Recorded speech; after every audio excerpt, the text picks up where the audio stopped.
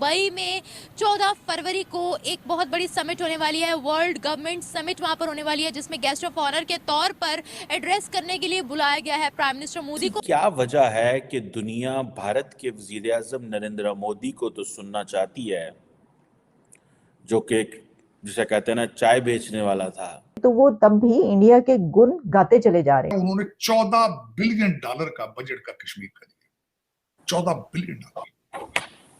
और आपके लिए इतला नर्ज है कि आप $3 बिलियन के लिए IMF के सामने फ्लैट हो जाते हैं। भारत जो है ना जी, वो उसने अपनी एक स्पेस बना ली हुई है दूसरे मुल्कों में।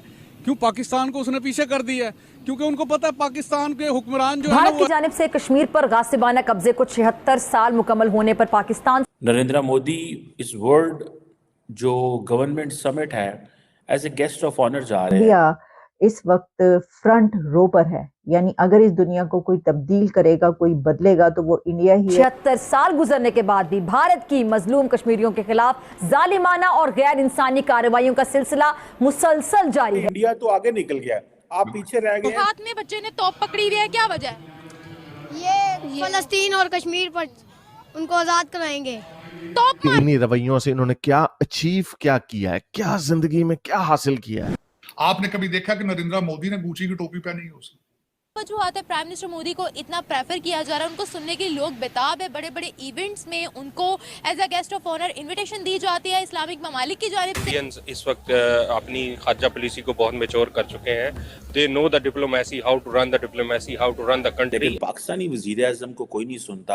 आज हमारे प्राइम मिनिस्टर की कश्मीर पर स्पीच थी, लेकिन वर्ल्ड लीडर्स की जानिब से कोई ऐसा अच्छा खास हमें रिव्यू या फिर ऐसा रिस्पॉन्स देखने को नहीं मिला। फिफ्थ लार्जेस्ट इकोनॉमी तो है ही है, लेकिन एक दुनिया की बड़ी जमहूरियत है और साथ में दी मोस्ट पॉपुलस कंट्री। दुनिया को वो चलाएं, तो उस पे उनकी ग्रिप है, फ्यूचर पे नजर है उनकी। हमारे YouTube चैनल हिंदुस्तानी हाइट्स में आपका स्वागत है। दोस्तों, भारतीय प्रधानमंत्री UAE के दौरे पर जाने वाले हैं। 12 से 14 फरवरी के बीच प्रधानमंत्री मोदी वहां पर वर्ल्ड समिट में भाग लेंगे और इसके अलावा अबू धाबी में एक मंदिर का उद्घाटन भी करने वाले हैं।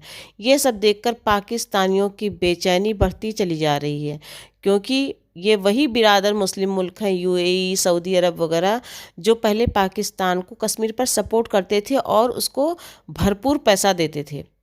लेकिन अब यही मुस्लिम मुल्क भारत के आगे पलक पावड़े बिछाने को आतुर है। इनको मोदी के चारों तरफ फेरा लगाते देखकर पाकिस्तानी का रोना ख़त्म ही नहीं हो रहा है। कहाँ 5 फरवरी को उन्होंने कश्मीर डे मनाया, लेकिन किसी भी एक मुस्लिम मुल्क ने उनके हक में कोई भी बयान नहीं जारी किया। ये सब देखकर पाकिस्तानियों का दिमाग सन्न हो गया है कि आखिर भारत ने अपनी डिप्लोमेसी का ऐसा जादू फैला दिया है, इस तरह से अपने काबू में कर लिया है मुस्लिम बिरादर को कि अब कोई पाकिस्तान की बात नहीं सुनना चाहता। ऐसी क्या वजह है कि दुनिया भारत के वजीर आजम नरेंद्र मोदी को तो सुनना चाहती है, जो कि जिसे कहते हैं ना चाय बेचने वाला था। दुनिया उसको सुनने के लिए लाइनों में लगती है और इंतज़ार करती है, लेकिन पाकिस्तानी वजीर आजम को कोई नहीं सुनता। दोनों न्यूक्लियर ताकतें हैं। एक वर्ल्ड गवर्नमेंट समिट हो रही है दुबई के अंदर 12 से 14 फरवरी में। वहाँ पे Narendra Modi as a guest of honour जा रहे हैं। अच्छा, हमने ये नहीं देखा कि भारतीय वजीर आजम नरेंद्र मोदी साहब किसी के साथ अपनी सेल्फी ले रहे हो या पिक्चर बना रहे हो। हमने हमेशा ये देखा है कि दूसरे जो लीडर्स हैं, जो कि दुनिया के बड़े लीडर्स हैं, सुपर पावर्स के कंट्रीज जो हैं, उनके प्राइम मिनिस्टर, प्रेसिडेंट्स मोदी साहब के साथ सेल्फी लेना बड़ा फख्र समझते हैं। ये हो रहा है अब।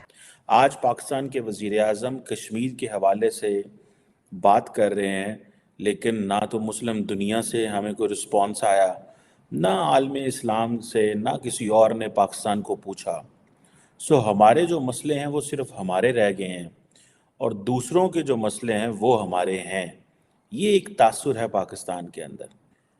नरेंद्र मोदी इस वर्ल्ड जो गवर्नमेंट समिट है as a guest of honour जा रहे हैं। कहा जाता है जी बड़ी प्रेस्टिजियस समिट है, 2018 से ये चल रही है और उसमें पॉलिसी मेकर्स, एक्सपर्ट्स और सारे आ रहे हैं।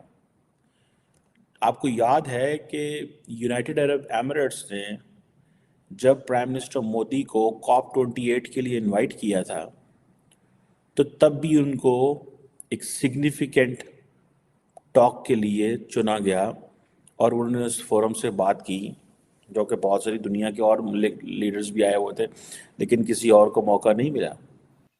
भारत की जो आपकी मिडिल ईस्ट है उनके साथ रिलेशनशिप, जो नेवल एक्सरसाइज सऊदी अरेबिया के साथ वो कर रहे हैं वो देख लें, उनका रेड सी के अंदर उनकी प्रेजेंस को देख लें, और फिर दूसरा, और यूरोप जो है क्योंकि उन्होंने टेक्नोक्रेट भेज दिए हैं अपने, डायस्पोरा नहीं है, टेक्नोक्रेट्स, डिफरेंस है।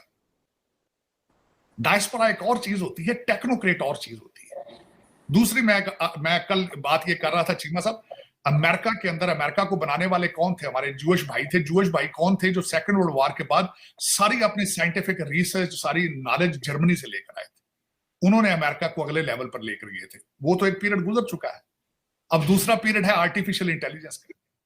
उस पर ग्रिप किसकी होगी आपको नजर आ रहा है? आपको मैंने बताया था 5 मिलियन कंप्यूटर प्रोग्रामर भारत में बैठे हैं, उसके बाद 1 लाख जो आर्टिफिशियल इंटेलिजेंस स्पेशलिस्ट बनाएंगे, दुनिया को वो चलाएंगे। तो उस पर उनकी ग्रिप है, फ्यूचर पे नजर है उनकी। अभी पिछले महीने ही तो गुजरात जो हुई थी, समिट हुई थी, ठीक है जनाब, उसमें मोहम्मद बिन ज़ायद आए थे, उससे पीछे नरेंद्र मोदी दुबई गए थे। सो हर महीने आप समझ लें कि नरेंद्र मोदी की यूनाइटेड अरब एमिरेट्स के प्रेसिडेंट से मुलाकात होती है। सो एक तो इस लेवल की अंडरस्टैंडिंग हमें होनी चाहिए कि क्यों दुनिया हमारी बात अब नहीं करती, क्यों दुनिया कश्मीर की बात नहीं सुनाती। यहाँ के दुनिया के किस मुल्क ने पाकिस्तान को पैगाम भेजा है और कहा है जनाब कि कश्मीर के इस दिन हम आपके साथ खड़े हैं। पाकिस्तान पूरी दुनिया में कोशिश कर रहा है कि अपनी एम्बेसीज और लाइक माइंडेड और फ्रेंडली जो जर्नलिस्ट हैं वहाँ पे, उनसे जो है वो ख़िताब करवाया जाए, लेकिन कोई भी पाकिस्तान की वो जिसे कहते हैं ना कि उस सेंस में नहीं बोल रहा जिसमें बोलना चाहिए, उस सेंस में नहीं बोलना चाहिए जिसमें बोलना चाहिए।